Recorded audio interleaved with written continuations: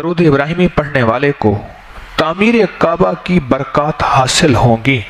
اور درود ابراہیمی پڑھنے والے کو کعبہ کے گرد جو طواف ہو رہا ہوا اس کی جو برکات ہیں وہ حاصل ہوں گی، اور کعبہ میں سب سے زیادہ ثواب 120 نیکیاں ہیں، اس میں کعبہ کو دیکھنے والے کو بھی ثواب ہے، سب سے زیادہ ثواب طواف کرنے والوں کو ہے، اور درود ابراہیمی پڑھنے والے کو اس طواف کا یہاں بیٹھے ثواب مل رہا ہے، یہاں بیٹھے دنیا کے کسی کونے میں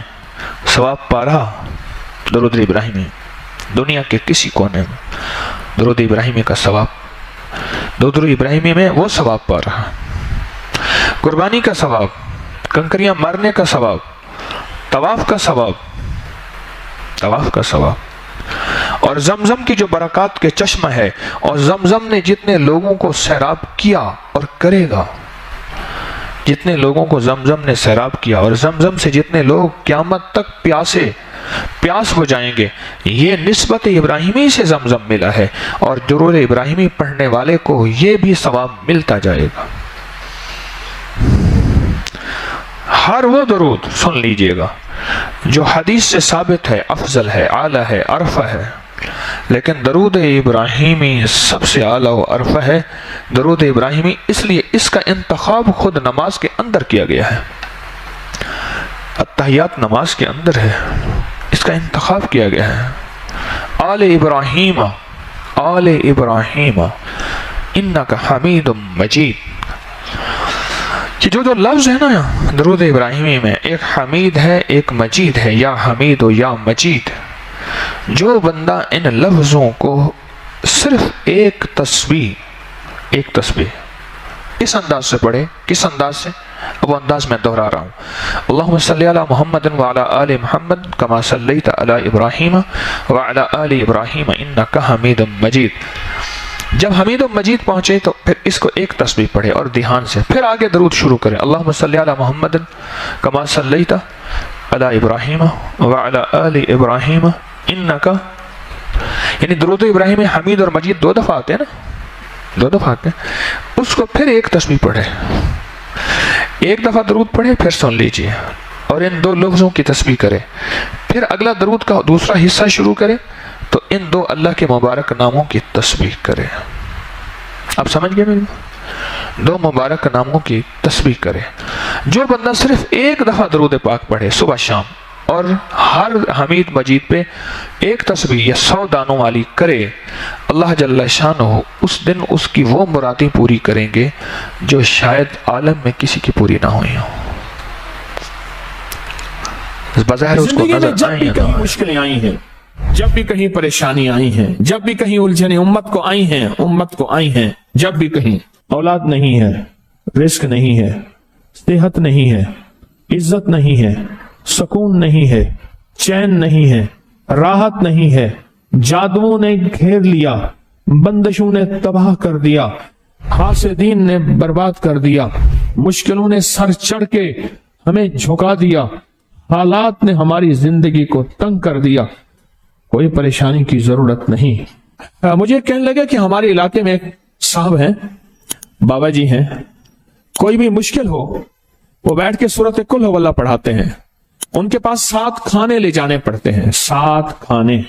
لے جانے پڑتے ہیں، وہ سورۃ کل ہو اللہ پڑھاتے ہیں بٹھا کے بندوں کو، اور ان کے لیے کھانے ضروری ہیں، کھانے اچھے ہوں، ایک سوٹ ہو، 7 کھانے ہوں، ایک خوبصورت تکیہ ہو، ایک کھیس اچھا بہترین بچھونا ہو، ایک بسترے کی چادر ہو، اور 7 کھانے ہوں۔ فرمایا وہ دیتے ہیں، لیتے ہیں، سورۃ قل ہو اللہ پڑھاتے ہیں، پھر بیٹھ کے دعا کرتے ہیں، بہت دیر تک دعا کرتے ہیں، لوگوں کی مشکلیں حل ہو جاتی ہیں، لوگوں کی پریشانیاں دور ہو جاتی ہیں۔ میں نے کہا کسی طرح بابا جی سے پتہ چلے گا وہ دعا کیا مانگتے ہیں؟ کہنے لگے وہ دعا کسی کو نہیں بتاتے، بس کہتے ہیں آؤ میرے ساتھ بیٹھ کے سورۃ قل ہو اللہ پڑھو، اول آخر درود پاک پڑھو اور سورۃ قل ہو اللہ پڑھو، وہ دعا کسی کو نہیں بتاتے۔ میں نے کہا کسی طرح پتہ کر وہ دعا کسی کو تجھے بتا دے۔ اس نے کہا پتہ کروں گا۔ کچھ عرصے کے بعد بندہ مجھے ملا، آتے ہی ایک کاغذ دیا، اور کاغذ دے کے مجھے کہنے لگا آپ کو یاد ہے آپ نے میری ایک ذمہ داری لگائی تھی، اور وہ ذمہ داری یہ لگائی تھی کہ ایک ہمارے ہاں بابا جی ہیں، ان کے پاس کوئی دنیا کی مشکل، پریشانی، الجھنیں، ناکامیاں، حالات، مسائل، بے اولادی، جادو، جنات، اثرات، بندشیں، کوئی بھی ہے، وہ مسئلے حل ہوتے ہیں، لیکن ان کی شرطیں یہ ہیں: خوبصورت تکیہ لیتے ہیں،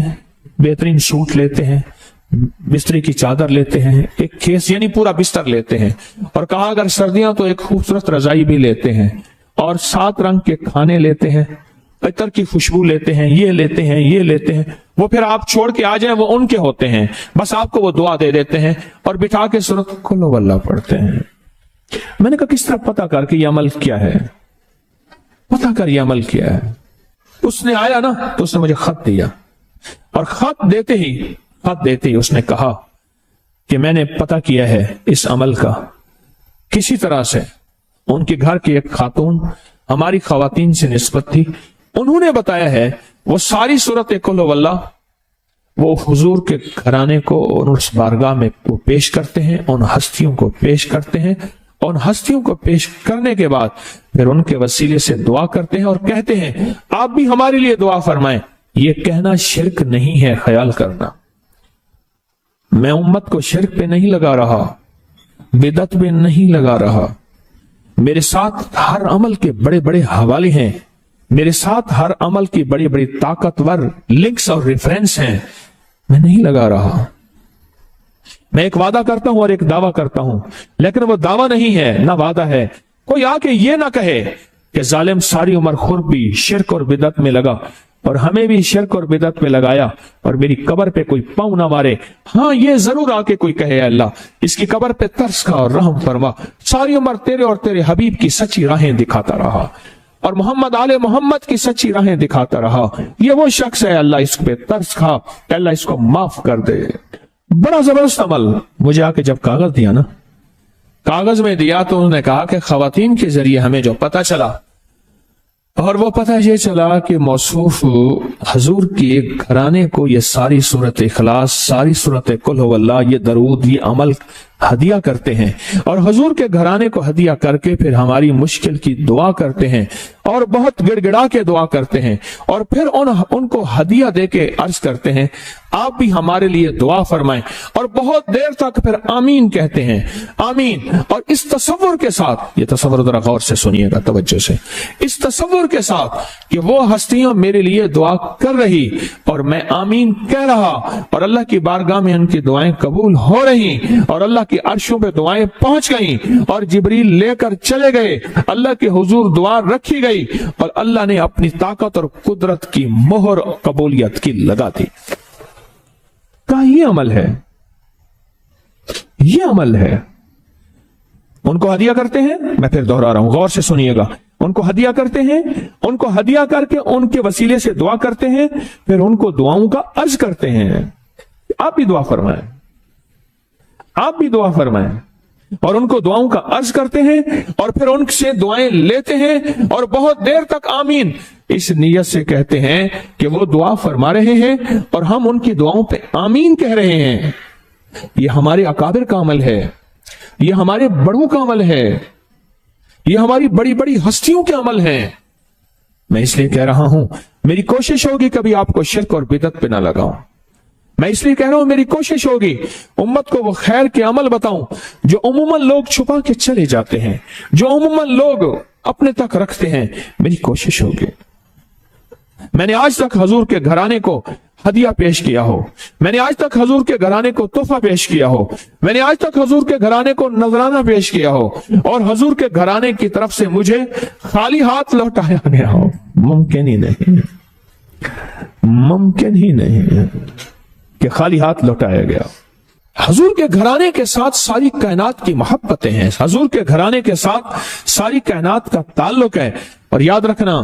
انسان بعض اوقات اپنا غم برداشت کر جاتا ہے، اپنی اولاد کا غم برداشت نہیں کرتا، اور بعض اوقات اپنے معاملے میں معاف کر دیتا ہے، اولاد کے معاملے میں بہت غم دل کو کھا جاتا ہے۔ میرے حضور کے گھرانے کو جو ہدیہ دے گا،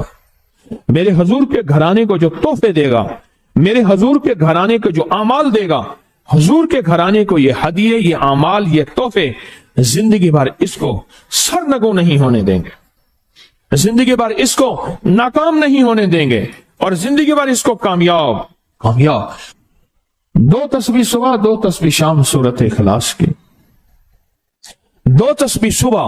2 तस्बीह शाम सूरत इखलास की आप पढ़ें और पढ़ के उन हस्तियों को हदिया करें, हस्तियों को हदिया करें, हुजूर के घराने को हदिया करें। और हुजूर के घराने में हुजूर की बीवियां, हुजूर की बेटियां, हुजूर के बेटे, हुजूर के दामाद, हुजूर के नवासे और नवासियां, ये हसन और हुसैन जिसको हसनैन करीमैन कहते हैं, ये हुजूर के नवासे हैं, ये हुजूर का घराना है, उनको हदिया करें। अपने मसाइल को हल होता देखें, अपनी मुश्किलात को हल होता देखें, अपनी नाकामियों को खत्म होता देखें। साल साल से ये अमल बता रहा हूं, साल से ये अमल बता रहा हूं। मैंने तो जिसको दिया है जिंदगी में उसको कामयाबी मिली है, मैंने तो जिसको दिया है वो जिंदगी में नाकाम